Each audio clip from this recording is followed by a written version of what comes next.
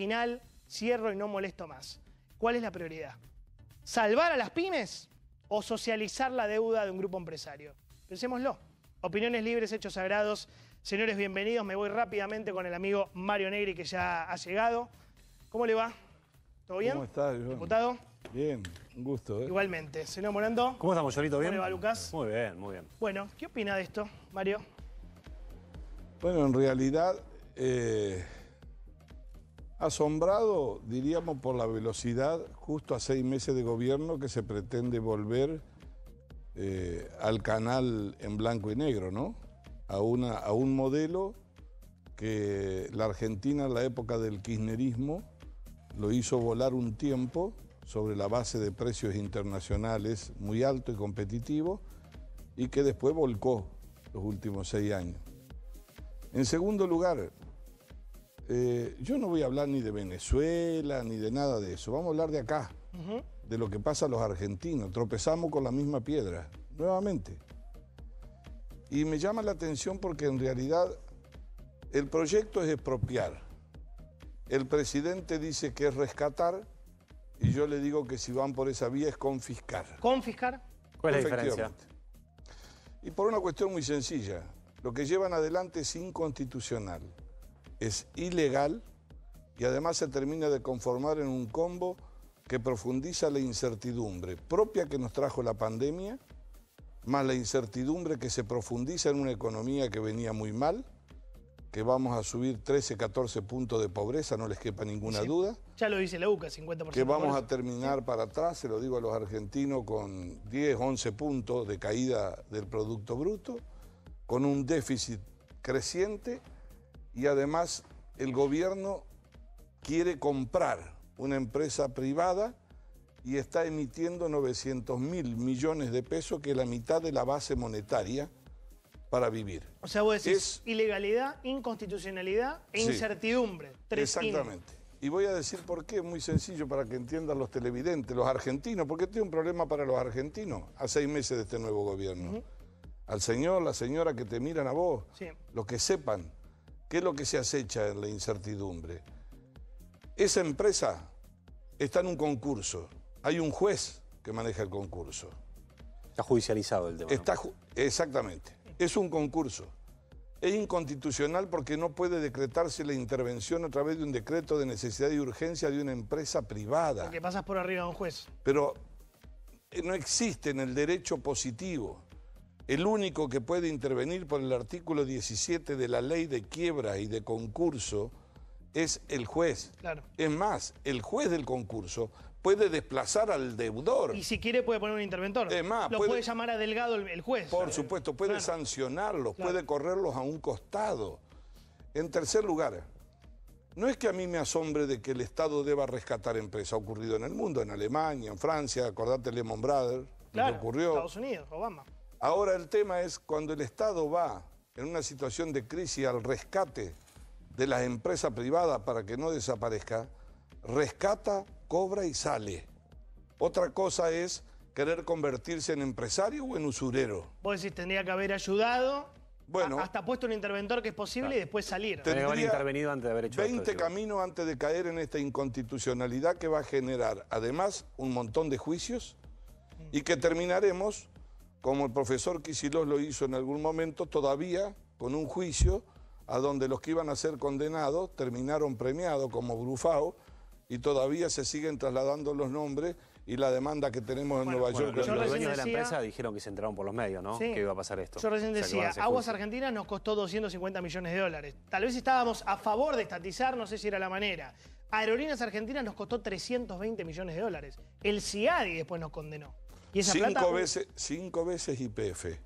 Pero además de eso, había caminos para hacerlo, para ayudar, para rescatar. Puede proponerle al juez que aumenten el capital, comprar más acciones, cambiar la mayoría, modificar, proponerle que el interventor sea el mismo, ¿no? Pero ¿y para acudir, vos, por qué hicieron esto? Para entender. Bueno, después vamos a dar una explicación de lo que yo creo que es político en este sentido. Hace 2 semanas menos, lo hemos escuchado al presidente categóricamente, de la misma forma que hoy aseguró que él es el dueño de esta idea, lo cual creo que no fue muy oportuno porque lo pone débil. No tenía por qué aclarar, eso. Nada, lo aclaró porque mucha gente dijo que fue Cristina. Claro. Bueno, no debe aclarar, él es el presidente. En todo caso, hablen con un psicólogo cuando lo entrevisten qué significa eso. Pero por el otro lado, imaginen por un segundo lo que va a pasar cuando Vudú publicó... Vudú tuvo la primicia, sí. Tuvo la primicia. Sí, sí. Es decir que dijo, ¿no? esa empresa va a ser de los argentinos, como pensó en Chicone en su momento. Bueno, Chicone fue expropiada, claro. Yo digo que estamos viviendo uno de los momentos más difíciles de la Argentina, no solo por la pandemia, a la que fuimos todos a colaborar y estamos todos detrás para que se termine. Lo que no puede haber es una república con un solo poder. Y la tendencia en la Argentina, lamentablemente, yo esperaba que el presidente lo viera de otra manera, que aprendiera de las propias críticas que él hizo después de haber dejado el cargo. Porque hay un pecado de gula alrededor del estado de excepción. La idea de apoderarse, que no me controlen, que no funcionen. Tenemos la cuarentena más larga en la justicia que hayamos conocido. 7ª feria consecutiva. El presidente del Consejo de la Magistratura nos ha dicho que hay 300 causas menores antes de llegar a las causas importantes donde la vicepresidenta tiene derecho a defenderse, pero estamos en una república y está acusada de corrupción, ¿no es cierto? Sí. De hechos graves. Y donde además de eso, Vudú se muestra como inspirador y el presidente dice hace una semana, cuando le preguntaron por la compra de empresas a cambio de la ayuda que daba, que no hacía locuras en el gobierno. Por la idea de Vallejos de estatizar pedacitos de empresas. Yo lo que creo es que en realidad se debilita enormemente la figura presidencial y eso no es bueno. ¿Con qué? ¿Con este anuncio de Vicentín? Se debilita porque hay una clara tendencia de que se vuelve un gobierno bifronte.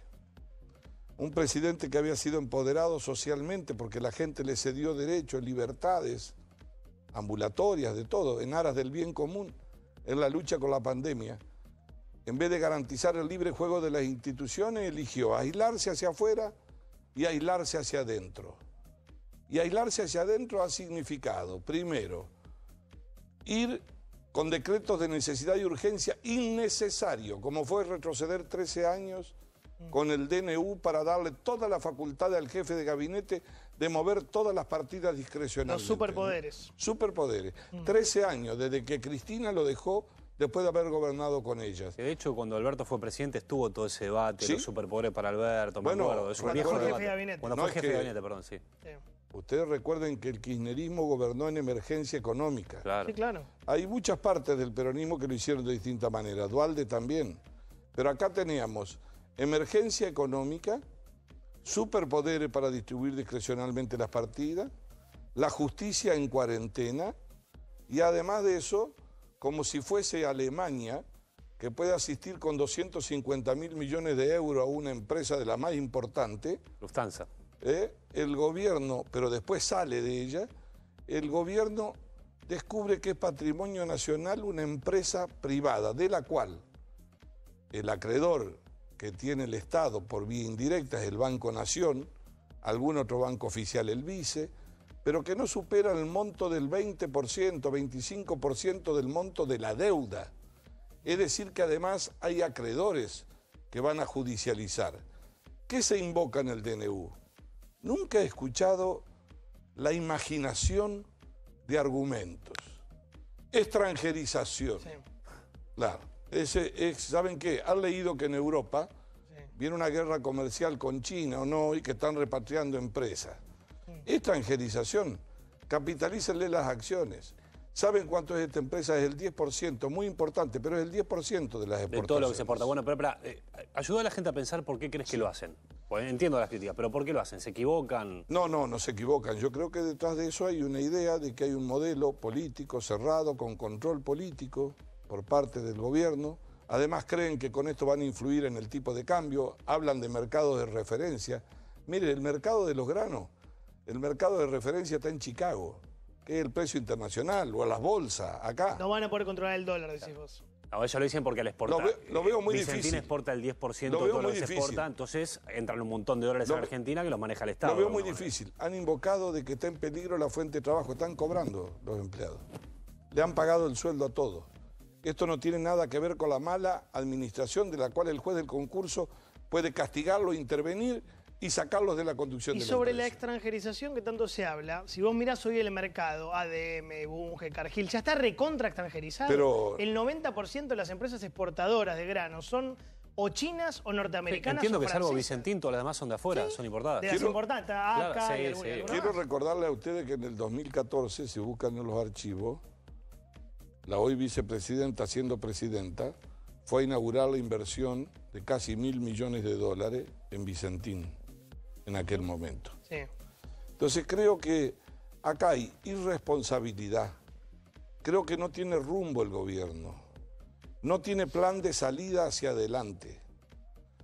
Creo que la deuda se va a terminar arreglando y en buena hora. Todos cruzamos los dedos que sea así, porque si no vamos a ir al 9º default en la Argentina. ¿Esto ayuda o empeora la negociación con el fondo? Porque muchos decían, si tienen plata para comprar una empresa privada, yo creo que está muy avanzado. Que nos paguen a nosotros. No, creo que está muy avanzado el acuerdo y además, cuando se trata de cobrar, usted sabe que los que quieren cobrar cierran los ojos de un lado al otro. Claro. Eso como cuando te decían a vos está en guerra, entonces no va a haber inversiones. También hay inversiones en la guerra y hay negocios. Pero de lo que se trata es de saber que este es un hecho inadmisible, impensado, en pleno trámite judicial, con un juez tratando de acordar, con empresarios que inclusive hablaron de asociarse con YPF, que todavía había tiempo de bucear, que no ha sido declarada la quiebra, que hay acuerdos preconcursales y además de eso, que no hay base legal para intervenir. Eso, miren, es como si, a ver, alguno de tus televidentes tiene una tienda grande y también está en un concurso. No le puede pagar a lo que le prevén a textiles y están todos ahí en el juzgado. Entonces descubren que por la lucha con el coronavirus es estratégico para hacer estos barbijos tener esa fábrica textil. Y se lo quedan. Entonces, mientras está el concurso, van y lo entienden. Yo pregunto, cuando el presidente hable para que vengan las inversiones, sin inversiones acá no hay programa de desarrollo y sin exportaciones menos. Pregunto, le van a decir, dígame, todas las que están en la cola, concursadas, cuando se pase el rastrillo. Las van a apropiar. Bueno, y el presidente va a decir lo que acaba de decir Johnny, que dijo no, es por esta única vez. De la misma manera que dijo hace una semana, esto es una locura. Que esto es pienta inversiones, en el fondo. Yo creo que le quita margen de confianza muy fuerte. La Argentina hace, lo imposible por alejarse del mundo. Estamos frente a una incertidumbre global, a donde nosotros teníamos que imaginar 4 puntos de acuerdo que nosotros estábamos esperando ser convocados. Primero, el primer acuerdo, un acuerdo institucional que dé seguridad jurídica, división de poderes, no meterse ni con la justicia y que el Congreso pueda controlar. En segundo lugar, que procuremos ver cómo trabajamos por una cohesión social a donde la pobreza va a aumentar de una manera descomunal. Tercero, una economía competitiva. ¿A dónde vamos a ir en el mundo de la revolución tecnológica, de la economía del conocimiento? Y en este contexto que estás planteando. Y una mirada del mundo. Sí, la cuarentena. ¿Resiste o está agotada para vos? Yo lo que creo, que así como el gobierno entró a velocidad al aislamiento, porque era la única vacuna que conocíamos, era aislarnos, por otro lado también mostró esa cara de la desigualdad la Argentina, porque nosotros nos podíamos cuidar aislándonos, pero esa misma vacuna no se puede aplicar a los barrios populares donde el hacinamiento es el que manda, ¿no es cierto? Y la cuarentena tampoco es la vacuna. La cuarentena lo que dijo es, miren, vayamos preparando nuestro sistema de salud, y en eso hizo bien. ¿Por qué? Porque si no lo preparamos, van a venir 100.000 personas a la misma hora a tocar el timbre para ir a la misma cama. No vamos a poder nosotros. Y además porque la cuarentena y el virus desafió a la ciencia, a la economía, en un mundo global por primera vez desde el principio de siglo, y además demostró que el populismo de izquierda o de derecha, que despreciaba el virus y que creía que esto se resolvía comiendo más o bailando más en la calle, empezó a contar muertos.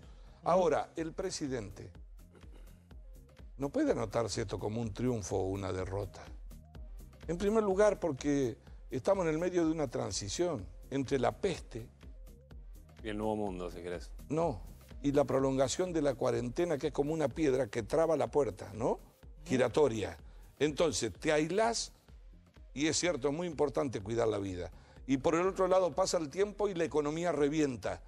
Y la gente llega un momento que va por encima de eso. ¿Te preocupa la situación social? ¿Te preocupa que abajo la gente no aguante más? Me preocupa, ¿sabe por qué? Porque los gobernantes piensan que de acuerdo a la estrategia que ellos resuelvan, la voluntad de la gente lo va a comprender. Pero cuando a vos se te cerró el negocio, cuando no podés pagar el alquiler, cuando te siguen cobrando los mismos impuestos, cuando te dicen que te dan un crédito para pymes, pero va y el tipo del banco te dice, no, pero si vos te vas a quebrar en 2 meses. Totalmente. Si además los 10.000 pesos no llegan, o llegan atrasados, y empieza la desesperación. En referencia a lo que dice Mario, vayan preparando la placa de la encuesta sobre la cuarentena y Lucas que vaya preguntando, así la tenemos. Y te digo una cosa, Johnny, acordate que al principio el presidente dijo, yo por la vida que se pierdan 5 PBI. De acuerdo. Y la verdad es que el que empezaba a hablar de economía dice, sos un asesino. Y sí. El año económico él dijo, va a ser prefiero peor, 10% de más pobres y no contar 100.000 muertos. Hasta que él supo, después se empezó a dar cuenta que era una estupidez eso, que no era incompatible. Y nosotros le propusimos, inclusive yo le dije una vez que tuvo la deferencia de hablarme como presidente del bloque, en forma simultánea hay que abordar cómo salimos. Nosotros ya tenemos que estar pensando la pospandemia, hacia dónde va a ir la Argentina. No, van a pasar los gobiernos. ¿No hay plan de salida? Yo creo que no hay plan de salida. No hay plan de salida, por supuesto, en algunos casos de buena fe, obviamente. Y yo apuesto que entre los que gobiernan se lleven bien. Ahora pregunto, ¿por qué este nivel de tensión política? ¿Cuál es la razón? ¿Cuál es el motivo? A la oposición, mire, le pueden decir muchas cosas a nosotros, porque nosotros también fuimos gobierno. Y también no nos fuimos del todo bien. No dejaron un gran país, ¿no? Hay que decirlo, y también se cometieron errores. Sí. Errores y aciertos, como en todos lados. Lo que sí le digo es que yo no soy de los que dicen que siempre estamos llegando. Ellos sí. ¿No te preocupa que no hable Macri, nada que ver por con ejemplo? el pasado? Digo, en medio de todo este bolonqui que hay con el coronavirus, con la economía, ¿no te preocupa que Macri no diga nada? Que esté guardado. Bueno, a mí me parece, a mí me parece que es una buena, que el gobierno lo está buscando. El gobierno está, ¿sabe qué? Hace sombra con el espejo. ¿Cómo está buscando un challenger. Un competidor. Necesita que salga a la cancha, a ver, para pelearse, porque son grandes constructores de relatos y de discursos. Son los que siempre lucharon con el imperialismo y terminaron pagando más de lo debido y más rápido que nadie. Pero vos decís que él no habla a propósito para que no lo salga. No, yo no puedo interpretarlo a él, pero supongo, mi opinión, es que es prudente para que no se cambie el eje de la discusión. Nosotros también tenemos. ¿No debería salir a aclarar esto las escuchas ilegales? Por ejemplo. Bueno, yo creo que, por supuesto que sí. Por supuesto que sí. ¿Hablas con él? ¿Chateás con Macri? Habló hace un tiempo, hace unos fines de semana, me llamó un día, tuvo la deferencia de preguntarme qué pensaba, cómo veía el país. No estoy contando una infidencia, yo hablo mucho con todo el mundo, hablo con todos los, ¿no? Pero lo que siento y lo que veo por delante es una gran impotencia de un país que renuncia a ver cómo desafía el futuro, que le importa poco a la gente. Entonces, ¿de dónde va a sacar plata para mantener esa empresa después? Bueno, me das un buen pie para mostrar los números que teníamos, porque hablan de un nivel de aprobación en cuarentena en baja, que eso para mí es lo menos importante de todo. Si querés mostrar la segunda, donde habla de economía doméstica. Más de la mitad de la población, es una encuesta de Giacobbe. De Giacobbe Asociados. Acá lo que tenés es el nivel de aprobación. Te digo que va bajando, pero para mí es secundario. Esto es lo importante. ¿Cuánto aguantás un mes más de cuarentena, sí o no? Sí, mi economía lo soporta. 43%.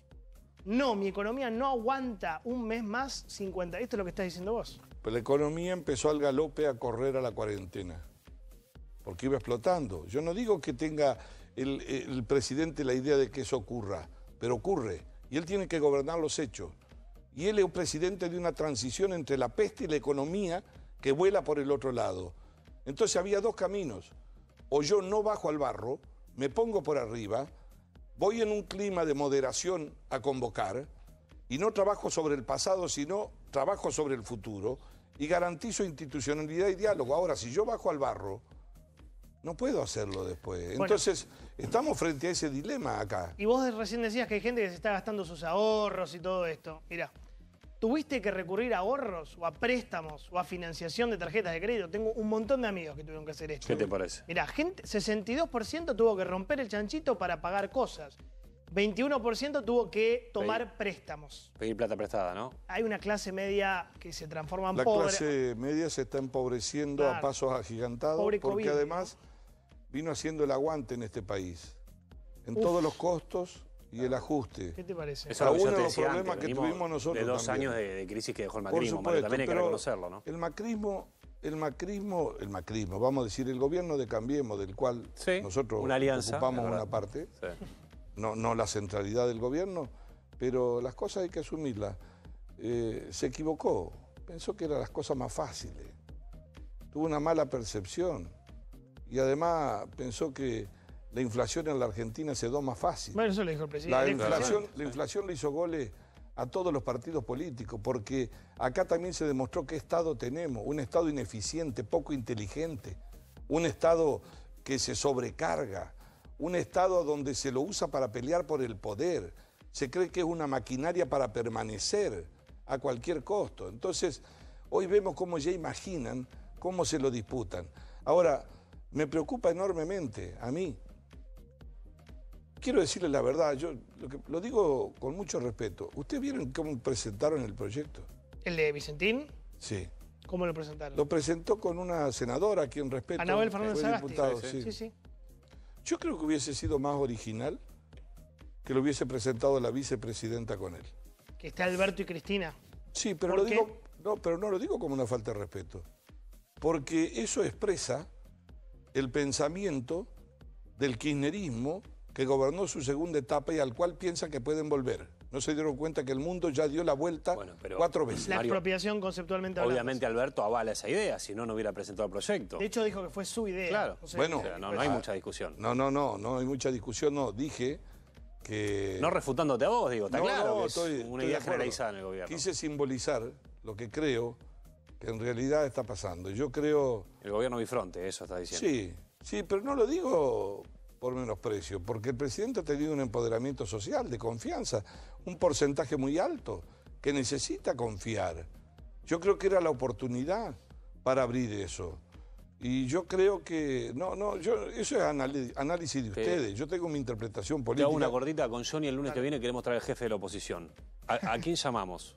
¿Quién es el jefe? Bueno, ese es el problema. ¿A qué número hay que marcar? Ese es el problema. No pierdan el tiempo buscando un jefe. No, pero tiene que haber un... No, ¿saben por qué? Porque los jefes no se distribuyen entre los dirigentes.